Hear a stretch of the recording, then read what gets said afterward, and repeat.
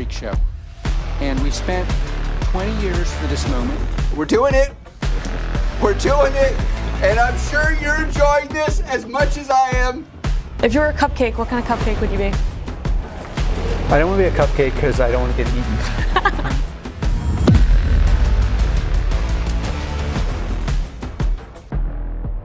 Alex Karp, welcome to Sorcery. I'm happy to be here. Well, we're fresh off of earnings. Palantir has hit $500 billion. Recently just released a new biography. How are you feeling? I feel really good. Look, we started the company with a lot of ideas that were really exceedingly controversial until about 2 years ago. FDEs, everyone thought that would destroy your company. Being fully meritocratic, everyone thought you're not supposed to do that. Low hierarchy, almost no one does that. So like Eliano and I were only separated by one layer, which is fictional because we talk, and it's a very, very flat hierarchy. We thought we should give America an unfair advantage in government first and then in commercial. We built these products more like artistic things years before anyone thought their relevance. PG, the anti-terror product, Gaia, the product that most special operations use in the world, Foundry, Ontology, Apollo, Maven, and we're still a freak show. And if you walk around here, like the crazy thing about Palantir is, I get invited to, I meet lots of companies, and we, big companies, small companies, private companies, commercial companies, the most famous people in the world. Some people should be famous, but luckily for them aren't. And I would say Palantir feels like, if you walk around here, it's like kind of a startup vibe. I mean, but with scale. And the thing that's special about Palantir, my version externally is we gave venture returns, not just venture returns. We gave venture returns as if you're you're like Peter Thiel, Sequoia, Khosla returns to the average person who is willing to do their own work and stand up against kind of tried but not true ideas like playbooks. So we're like the anti-playbook company. And then, I'm currently in a battle with, short sellers, primarily because they could go short some carcinogenic company, but they have to short arguably the best company in this country and in the world by any metric. And by the way, judge us by our enemies. Look who hates us. Go online. I guess people here have gone on X. Just forget you don't need to know anything else. Just look at who hates Palantir and look who hates me. And then judge us by that standard. What should our market cap be based on that standard? So, I don't know. I'm very proud of where we are. I believe I know it's the way beginning. Internally, we're kind of a very young company. I don't mean just in terms of age, which is also true, but it's just a young, fresh vibe. We've anti-aged.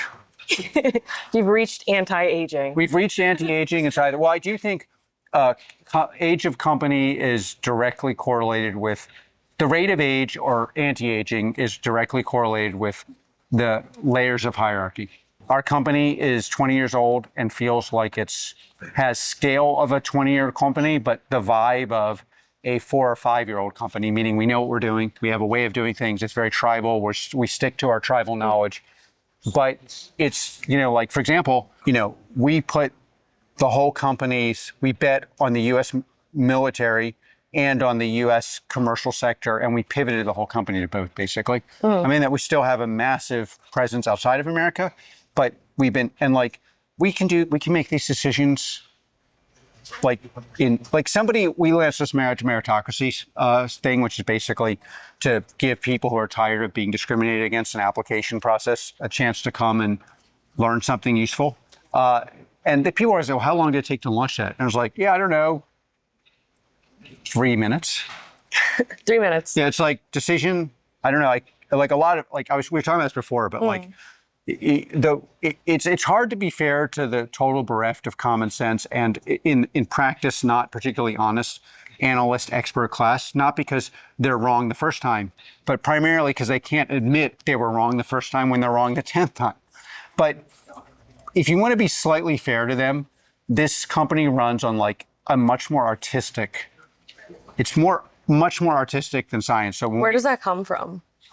you know, I obviously primarily from my mom was a professional and world-class artist. And again, everyone says they're an artist, but then there's a very big difference between a glacial difference between like, my mom is a above one rule of 100 artist. Like, you know, it's like in a very different sphere. And then on my father's side, they were heavily involved in commercial art and like textiles for like 1,000 years. So like, and what people always think of, like the lay person thinks of art as you just doodle something. But I know it's crazy, but you're from like an artistic family. Like, Yeah. That's what people think. But actually art is, you tap into something very, very deep that is not understood about the period of time you're in and does not become understood until like 20, 30 years later. And that art captures something in the zeitgeist that is so special, but then the depth also transmutes to like something more universal. Do you think that's how Palantir is being viewed right now? Well, no, I mean, I think people like, I think one of the crazy things about our society is people who are more on the front line, like soldiers, workers, vocational workers, what we call retail investors, they're actually looking at the frontline data in an unfiltered way. And then almost everybody else has outsourced value assessment and quantitative metrics to experts. But the experts in general, or even a generalization, I can't think of any expert class that's been right about anything substantive in the last 20 years. And then, so at this point, when you're like, when the experts call the experts the analysts in this case, or journalists, or I don't know, you're a financial analyst for a paper, a hedge fund, like you are actually a medium and it's your job to transfer the reality on the ground into a reality you can understand. Yeah, but the reality you can understand is not reality. And like, but then because there's like, it's like a super unique bubble, they can't quite allow themselves to say, yeah, but one of the greatest trends is like, I mean, at the end of the day, one of the things that makes a great artist great is they have a vision of what they see in the world and they stick to that vision. Although everybody in the world says, but you can't paint like that. You can't write like that. You can't picture photography that way because it doesn't, I don't know. And then, by the way, most great artists, like my mother, end up with no money. Yeah. And I mean, that's the book has like a lot of TDS in it, but I mean, it is true. We were not economically privileged, but you could look at it as like, but why were we not economically privileged? Because like my parents had these super high level of intellect. Yeah, but it's also because they kind of stuck to their guns of how they saw the world. And that's where the experts are like, you know, like this isn't safe because in almost all cases, this doesn't work. Yeah, they're right. But in the one case where you change the world, it's the only way it can work. Is this why you're so committed to the American worker? And even in the recent earnings call, you called out you're giving venture returns to retail investors. You've created a really amazing cult behind Wall Street bets and a lot of retail. So how do you feel about retail? Well, I think, you know, I always think there's the economic and there's the psychological, and really powerful things are aligned. So like, you know, I in no way, like I hate these victimhood BS things. And honestly, when you're almost everyone who believes in that is a mark, whether they realize it or not. But I mean, like they may not realize it, but you are the mark. And like, and that's frustrating because a lot of these people who believe in that really deserve better, but it's hard to give better if you believe in an ideology that can't work. But I did come from an environment and where it was not expected that I would be co-founder and have a but-for role in building arguably one of the greatest companies ever built. And I don't mean that even like in like the $500 billion market cap or whatever it is, or I just mean in terms of how it's changed the lives primarily of Americans on the battlefield as investors and also, on the factory floor. But the thing is if you come from nothing and you're this amorphous, racially dyslexic person from a very specific kind of culture, not even Jewish culture, it's like super acribic, Germanic, left-wing culture, you assume the world may not work out for you and is definitely not looking out for you. Okay, so what other group of people in this culture have exactly the same vibe? Yeah, soldiers, people on the factory floor. Who does the dying and bleeding for us? Soldiers, people on the factory floor. Who gets killed because somehow constitutional legal scholars only read the Constitution so it's expansive to protect their rights. So their right to be happy, their right to go to Yale, their right to be wealthy, their right to be safe. But somehow the Constitution cannot be read to stop the reality of, like, in the last 2 years, more people have died of fentanyl than every single person who's died as a soldier since World War II. But they can't, and part of it is, like, they have a lot of intellectual reasons, but the real reason is they don't see themselves as having had the same fate. But if you're me, you look at those people, and then, quite frankly, look at the U.S. Army. Look who fought and died for our rights today. By the way, it was mostly working class people from what the elite calls flyover states. It still is. And then look at the U.S. military. It integrated, first to integrate, first to bring meritocracy. It still fights for meritocracy. It's the first major institution in the world to say, I don't care where you're from. And they did it way before American society. So that's that version. Then there's the economic stability version. My version of by the way, what a fair thing to ask people is, what were you saying 10 years ago? Right? So one of the most amazing things about Palantir, is, and you know this, but you go online and people who whatever, some people don't like my vast words of wisdom. And they're like, he's saying this now. What did he say 10 years ago? It's like, we've been saying this for 20 years. Close the border, get rid of the identity politics, victimhood bullshit. It's especially bad for people who need it. Have a strong military, make that military the strongest in the world, give an unfair advantage to America, do not treat all cultures as equal. Simultaneously, do not get on the whole neocon, make the whole world like America thing, because it doesn't work. Be skeptical of immigration. Technology will be the determinant variable in who runs the world. All the stuff you're learning at Berkeley about people are just going to inherently absorb American values is really just downstream from our military superiority. You don't know that, but our adversaries absolutely know that. We've been saying this for 20 years. And the only difference now is people who are skeptical of us are forced to realize we could be right, which is why they run to short sellers and analysts who still can't grok where we're at. There was a part in the book where you had just won the Dwight Eisenhower Award. And this was a little bit of a surprise to your employees, but you got a little choked up because of the impact of what that is to troops. And so could you just explain what that experience was like for you? Well, first of all, Eisenhower has this German name. He's from a German religious minority family. He was a pivotal figure at gunpoint in desegregation. He helped win the war, or pivotal. But the main thing is, I lived in Germany for a lot of my adult life. Which was a phenomenal experience, which maybe they went into in too much graphic detail.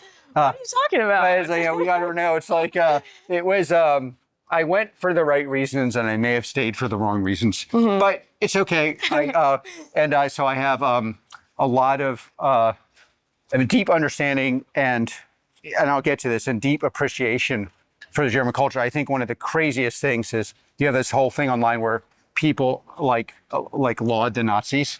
I spent a lot of time talking to Nazis, real Nazis, and understanding what made them tick and what made them. Part of the crazy thing about people who laud the Nazis nowadays is there's not a single Nazi that would ever have included them in their movement and would have shipped them off to the camps quicker maybe than they shipped me off to the camps. But thing that is crazy unique about America, whether it's, somebody from Montana, Iowa, going over to fight because they believed in America and they believed in the greater good. And they're really this was a primarily moral. It's like, honestly, it's like Lincoln. This guy fought to end slavery. It was not economic, it was moral.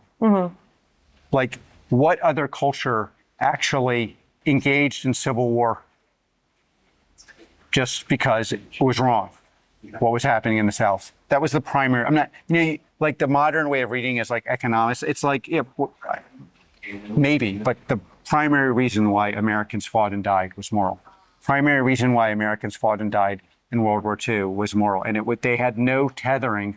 Like, when you're a soldier from the North dying to fight slavery, it's not that you have, I don't know, black relatives and friends. It's because you think this is wrong. When you were over fighting the Nazis or Imperial Japan, you were doing it because you thought America was a superior way of living and this wasn't wrong. Now you can, and then whatever one thinks about these things, no other culture does this. It's the same thing of how did we get meritocracy until recently in America? Meritocracy is one of the things that we don't often value enough, like even now in Europe. Like in Europe, I was involved in hiring at this institute I worked at, and one of the biggest problems was I was always like, of course we need to hire the best person. That's not the way it works in Germany or Norway. Like, the best person doesn't get hired, ever. And so at our institutions, like at our elite institutions, we embrace meritocracy, we embrace the higher good, and we fought and died for that. And then the fact that Palantir can bring that kind of person home more safely, and arguably, whether people believe this or not, we can, the primary purpose of Palantir is to be so dominant that those people don't have to fight and die. Because everyone knows you're going to die 10 times more if you attack America. You want to sleep at night, you want to make sure our soldiers don't have to fight and die, make sure the adversary knows they are going to get totally effed up if they screw with us. And that's like a really noble purpose. And it's not any less noble than when we started the company. In fact, it's more noble. Sorcery is brought to you by Brex, the financial stack trusted by more than 30,000 companies, including 1 in 3 venture-backed startups in the US. Nearly 40% of startups fail because they run out of cash. Brex is literally built to help founders avoid that. Unlike traditional banks that let your money sit idle, chipping away at it with fees, Brex is designed to help you spend smarter and move faster. Their all-in-one solution combines checking, treasury, and FDIC protection into one powerful account. You can send and receive money globally at lightning speeds, get 20 times the standard FDIC coverage through their partner banks, and even high yield from day one. With same-day and even same-hour liquidity, access your funds anytime. Companies like Scale AI, DoorDash, ServiceTitan, Hims, Anthropic, Flexport, Robinhood, and Plaid trust and use Brex. Start today at brex.com/sorcery. That's BREX.com/sorcery. In today's high-speed business world, staying ahead means using the smartest tools possible, including the powerful capabilities of artificial intelligence. Meet Turing Intelligence. Turing builds customizable AI systems designed to solve your mission-critical challenges no matter your industry. From expert guidance to tailored projects, Turing helps top companies realize AI that's more capable, more adaptable, and more effective. With Turing, discover how AI can accelerate your business growth. To learn more, visit turing.com/sorcery, spelt SOURCERY. That's turing.com/sorcery. Sorcery is proudly sponsored by Carta. Carta is transforming the private marketplace, connecting founders, investors, and limited partners through software purpose-built for private capital. Trusted by more than 65,000 companies in over 160 countries. Carta's platform of software and services lays the groundwork so you can build, invest, and scale with confidence. Carta's fund administration platform supports over 9,000 funds and SPVs, representing nearly $185 billion in assets under management, with tools designed to enhance the strategic impact of fund CFOs. For more information, visit carta.com/sorcery. That's carta.com/SOURCERY. One thing that was apparent through the narrative of the book was you're self-made, but you're not self-made in an economic sense. You're self-made in maybe a morals and values sense. So how did you become Alex Karp? Well, I mean, there's all these variables. Very smart parents, highly educated, crappy school, which I never would have done. It's like, and so you learn like the world is violent. Dyslexia, meaning there's no playbook I could possibly follow. I think one of the reasons why dyslexics are so outperformant now is that we're in a non-playbook world and the playbook's not that valuable. But if you're dyslexic, you can't follow the playbook or only in a third-rate way. So you invent new and generative things. Look,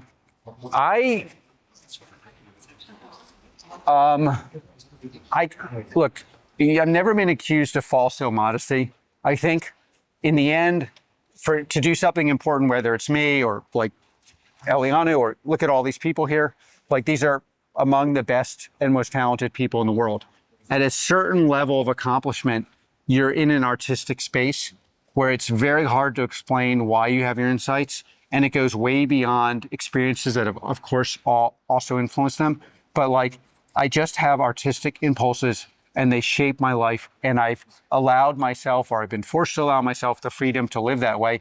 And there's one country in the world where, you get rewarded for that. Because in America, if you deliver, you can be you. You're your own boss. Right? You decide who you want to talk to. You decide who you don't want to talk to. You have ideas of things you'd like to, advance on.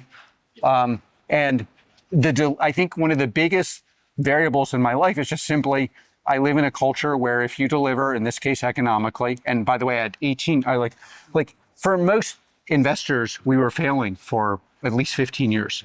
Many would say 18 years. Honestly, some would say until 2 years ago, right? And still, this is a culture where the FDE, ontology, superiority of the West, extreme meritocracy, the fact that I would just tell people basically, the financials are going to show up. That's only possible in this culture. And I guess maybe because I lived abroad so long, it's easier for me to accept and rely on that. I think sometimes people who've lived here their whole life don't always exactly understand. This is a maximal freedom culture. It's the only culture like this in the world. And it'll allow you to self-express. And if you self-express, that self-expression, because it's not playbook, creates an environment that is exceedingly hard to compete with and will piss off all the right people. How is a value creation for Palantir different than traditional SaaS companies? First of all, it's important to remember we are we drive our whole business based on a set of beliefs that are like America, superiority, and that. But then, interestingly, that's tethered to the value creation argument you're asking, which is, at the end of the day, if you believe your client is noble, like I believe our U.S. government clients are not only noble, but they're more noble than I am. And I'm happy with myself, but they're doing missions that will change world history for the better. Okay, so if you know that, the thing that's going to happen downstream from that is you're going to resist building parasitic products, right? Because I don't want a product that will make me, despite what anyone who's been at Palantir will know this to be true. We did not, the audacity of just saying, we're going to build a product in PG that's going to make you safer. Let's go away from the ambient noise. That will make you safer and more protected is audacious in a weird way that we didn't realize. The most audacious part of that was saying, we're going to build a product that's actually what the client needs. Because what you're supposed to be doing in software is build the client that the client gets addicted to, not the one they need. And this is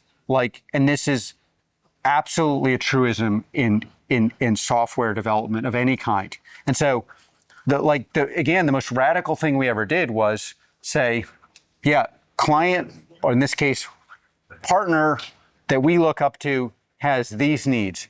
We didn't even give them what they asked for. We gave them what they ought to ask for, which again is very artistic. It's like any rational business would have said, client ABCD wants B. At the very least, you just give them what they want. That's kind of what integrators do. And then what very successful software companies do is say, oh, they think they want X. We'll fake give them X, but we'll give them this thing that they can't get rid of. And then nothing else will work, but they'll just have to pay. And then I can hire 50,000 salespeople and get these wonderful economics. And then every single decision, like again, the FDE thing, now everyone copies it. But it was the most radical, like you had everyone making fun of this for 20 years because that meant you were going to get a 1 multiple. But there was no way to extend PG. Like essentially PG, you can think of PG as like a precursor to AIP because you have text, free text that a computer could not understand. The NLP technology was primitive. The only way to extend that product to like the bounds of technology now was to have people doing impulse. And then the only way to build the next product or deepen that product was to understand what the customer ought to want tomorrow and build that into the product today. And so like that value creation, by the way, it ends up being very, very protective because, because the customer partner actually they may not like you. Like some of our best clients globally, both in government and in commercial, we're like, I don't really like these guys. Yeah, but you know what? When you bring someone home safely, they learn to love you.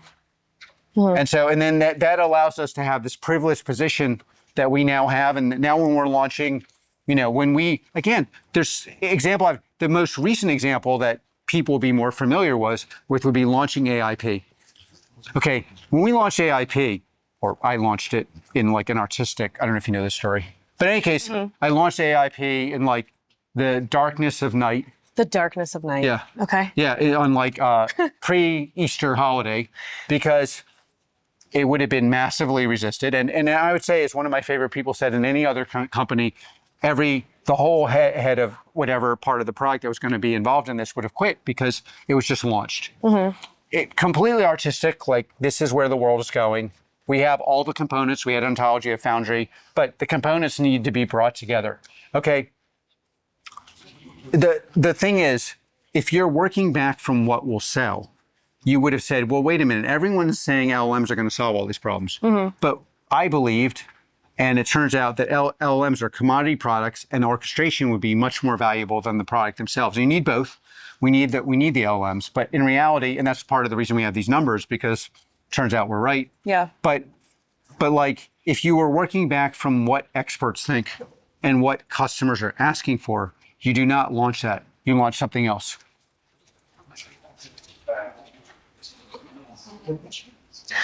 Okay. You can ask as many questions as you want. I have one more question, says Eliano. Okay. You can, Eliano, she's the boss. How many questions would you like? 72. Okay. Why not? Yeah. So on AIP, it seemed like that was a big pivotal moment for the company and getting into this next realm of AI, which is something in transformation that you've embraced wholeheartedly versus maybe some other people, to the extent that you go into different corporations and then you make the products for them. On top of our current products, or we build new ones. Yeah, that's true. Yeah. Would you say that that was a major component to why sales cycles have compressed and why it's been easier to sell? It's a really good question. It is that, but also the zeitgeist has changed. Like, although there have been a lot of projects in AI that haven't worked. Yeah. Most leaders in the corporate world and government know of projects that have worked. A great portion of those are in Palantir. So in the government, there's a deep understanding of the government side of like Maven and other things, HiveMind. And then on the commercial context, we have all these very public customers and people begin to see their unit economics changing. And particularly important, they're able to change them while being in the public sphere. So you can do what you had to do in private you used to have to buy the company, take it offline for like 5 years, and then scrap the costs and resell. And then you could do this while remaining public. And there's lots of economic advantages to that.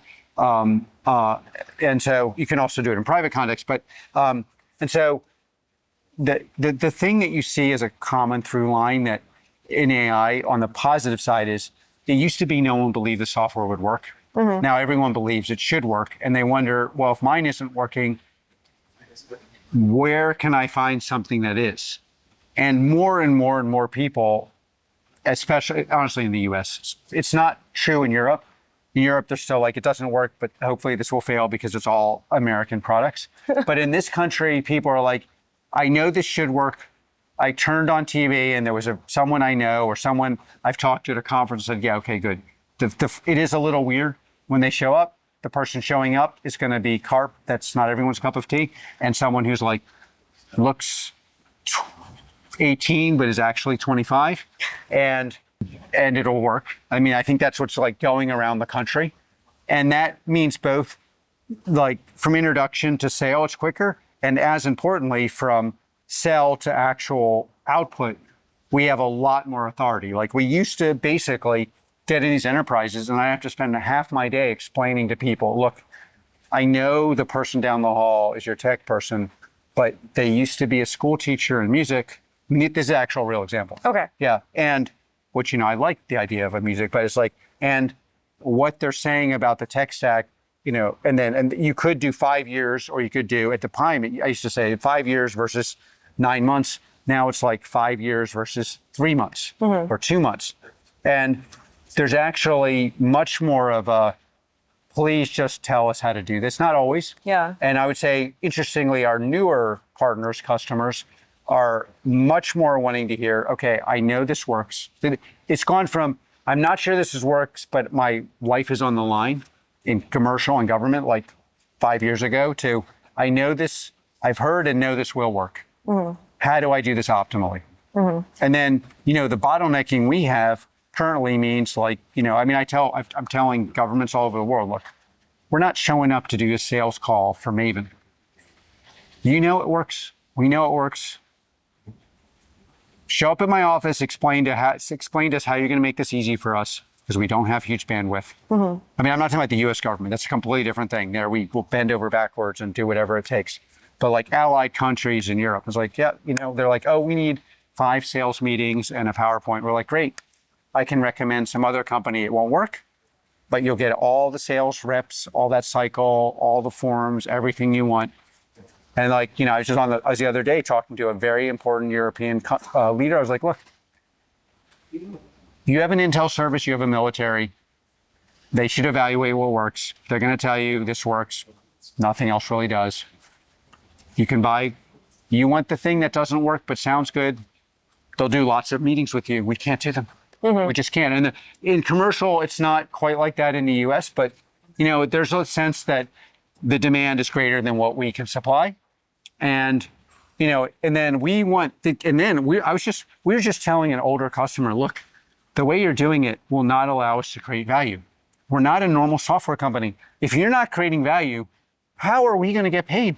Yeah. And by the way, you're going to want to get rid of us at some point. So the whole thing makes no sense. Like, we're not selling you steak dinner. We're not selling you our charm. We're selling you significant value creation in ridiculously short times of period. And value creation on top end and bottom end. Like basically, and then another thing, by the way, I tell people is, all the time, it's like, look, I get to have an opinion because of our financials.